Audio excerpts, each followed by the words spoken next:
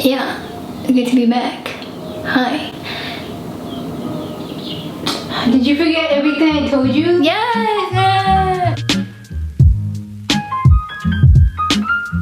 Hi everyone! This is part 2 to the France series that I am doing. Today I'm going to be talking about the experience I had in France. You found out what happened before I got to France. Now you're going to experience it with me. Yeah, we're going to see what's up. On the last episode of Brianna going to France, we left off on us arriving at the dorm room. And here we are, back at it again with the white vans. We dropped off our bags at our dorm room, and then the fun started. We met Camilo. You make me nervous, Camilo. I'm just kidding. Just kidding. He made me nervous only because he was scary. We met Camilo and the head nun. There was only one nun that was head. Okay, that sounds fucking weird.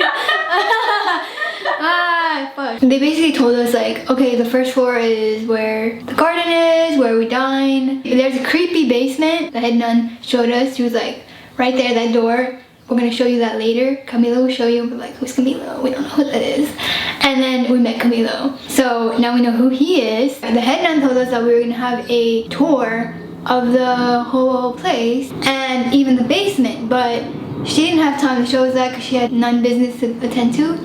She went some places, I don't know. And there was a creepy door next to her thing. Remember there was a weird door that like other nuns came out of? And there was a creepy elevator that we were like, is this an elevator or is it a glass chamber that kills people? So we were very confused. That was like the first day, right? Yeah. She went to the nun and she was like, do you know where the showers are? Because again, we didn't have the tour yet and no one showed us around. And then the nun was having like this meeting with the other nuns.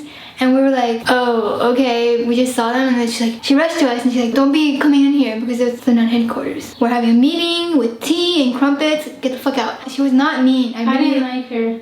I mean, she scared me. And after we like told the nun about the, hey, can we like, where's the showers? And she got mad at us. She told us that Camilo was gonna show us around. Camilo was like, yeah, I'm gonna show you around. And then when the time came to show us around, we were there near the basement and he wasn't. So we don't know where he went. He went somewhere. He always disappeared on us. It's a little weird, sketchy. The nun showed us the basement when we previously saw Camilo go in the basement. And he took someone down there. And we were like, why didn't he take us? Who's this girl that's so special? We went downstairs with the nun. She showed us around. It was creepy. There was like a couch and a TV in a random hallway. Then we kept going, walking. And then we found this door like really far away, deep into this little basement. We opened the door and Camilo's in there. There's just a table and 2 chairs and him and that girl. And we're like, what the fuck is this? Like, it was fucking weird. It was weird as fuck. We're like, oh, hi, Camilo. And then he goes, hi, like very awkwardly. Like, he didn't want to talk to us. Like, why are you here? Like, I'm still talking to this girl. He acted like it was normal, but he was still awkward about it. And he was always awkward around us. And it's just, I don't think he liked us. I think a lot of people in that group didn't like us. Except Nikisha. Shout out to Nikisha. Did she watch your videos? No. Oh, dang. If you do, hi. Everyone else was chill. Some people were a little not so chill. Like they didn't like me. I personally felt like I was the victim. Some people just didn't vibe with me. Like I have vibes. Nikisha and I talked about these vibes. You know when you meet someone, you just click. Someone that will not be named. She didn't seem like she liked me. She just didn't vibe with my sister and I. Like it felt like she didn't like us. I told my sister like, I don't feel like this girl likes me. I feel like she likes everyone else. Like she's hyped to go out with everyone else except us. Even everyone would always like invite her and everyone else like to go out and they never asked us. Like whatever, you know, I'm not hurt about it, but like I didn't care to go to discotheques or anything like that. I didn't care to go to clubs. You know, we were very introverted and I think that's very apparent that we were like that. I felt bad for the nuns because like they were like, Professor Philip said, they're very poor. Whatever you see is what they have. And I felt so bad, like it broke my heart. They couldn't pay for new utensils, they couldn't pay for like to fix up the place when it was like breaking down. Even one of them was like really sick. Her name was Alice and she was very sick. She had problems. She had to see a nurse every day. Yeah, it just made me really sad to see that. Maybe she was serious because like that's how they're raised. She was cool with the college kids. She was down with the teenagers. But she was very, you have to listen to the rules or else type of thing. You can't shower after like 11. If I wanted to bring a friend I knew, I can't bring that person in because they technically are not paying. You're not paying. me, you shouldn't stay here. You can't be in the garden for too long or you'll die. Oh yeah, you couldn't use the kitchen. We had to wake up at 7 and we could only eat at 7. 7:15. 7:15. After that, it was kind of like, no breakfast for you, go and eat somewhere else. We never had like lunch. We had only breakfast and dinner. And on Sundays and Saturdays, they didn't feed us. So we were starving and anorexic. Elevator, you can't use their elevator. It was literally strictly for the nuns that can use the elevator. It was only 1 floor. It would not go all the way, so it was just like 1 floor.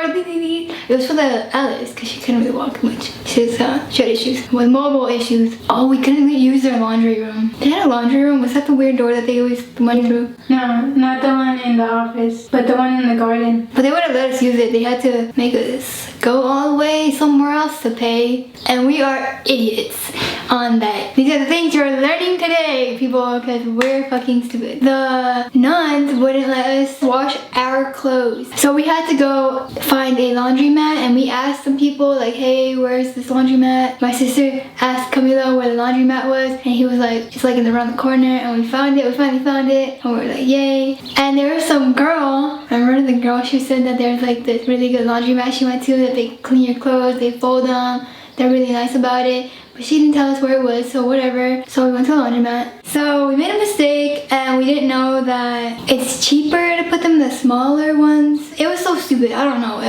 The whole system is dumb. I personally think they're way overpriced for laundry. Like over here in the US, 50 cents for a fucking dryer, like $1. That's cool. Like, oh, the wash, $1, 50 cents for dryer, whatever. I think that's how it goes. I honestly don't know how the whole thing is, but in France, they charge like 10 euros. What, for the wash, and then 5 more for the dryer? I hated the whole experience because our clothes smelled like boho, and we put them in thinking they already had detergent inside, and we're like, oh, finally we're waiting there, we're waiting. We take out our clothes, like midway we think that we were supposed to put like detergent in. Yeah, that was at the beginning to see how to put them in. Well, we never asked him about the detergent. Well, he wasn't helpful. No one was helpful. In my opinion, if someone asked you, you would at least give them tips or something, right? Like, oh yeah, and put the detergent in. And so we put in the clothes, right? And we take them out, we put them in the dryer. We're like, we smell them. We're like, they smell okay. She got so impatient. She was like, oh, I don't care anymore. And she started just putting her clothes in her bag wet. I didn't get impatient because I didn't want to pay more than I should because it was a waste of my time. Well, it was very expensive. It was very ridiculous. Like, we wasted like 30 euros on the stupid clothes that we were. They didn't even get washed. They smelled like shit. Oh my god, they smelled like a European asshole. We just paid like $40 to have our clothes wet. We hung them to dry, and they even smelled worse. That was a lesson learned, I guess. We had class. Oh yeah, we had class. Rebecca, hi. We had class around 10 or whatever time we had class at, 9, I think, 9:30 maybe. First, it was our survival French, which was fun. I liked it. He told us about like manners. For example, if you're sick, you touch with the elbow like this. Not yourself. If someone's like gonna shake your hand, you go like this, elbow, like type of thing. You know, you shake my elbow because we don't want to get sick. Or you have your hands wet, or you're washing dishes, shake the elbow. Like cool, and not like this. Like, you know how they do it, like, oh, unless you're sick too, and you just go elbow to elbow. We don't know. After the first day of class, we just introduced one another and like learned about different things to say, like bonjour, bonsoir, merci, comment allez-vous, et toi, ça va bien. We'd always finish at 12 because then we had a class that was by Rebecca. She mainly taught actual French. She would not talk English at all until the end. I knew she spoke English because she said she was American, but she would always go to France. After the classes, we would go find snacks and find lunch in the little market near our house, the dorm, the market, and then we walk back. I was so like terrified that I was gonna die in France and get kidnapped by Camilo. Originally, we thought this program, like, no offense to the program, you guys are chill, whatever. If it's like a first timer, you're cool, whatever.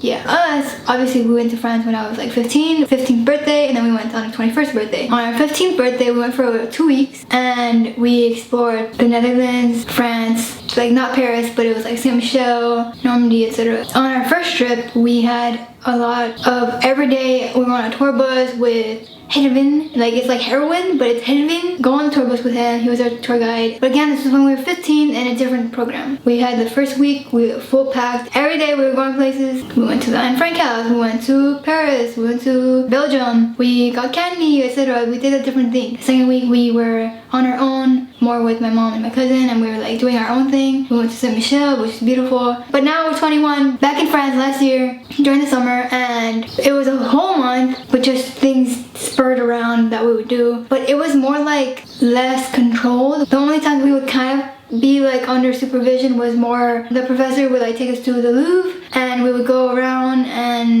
in different groups.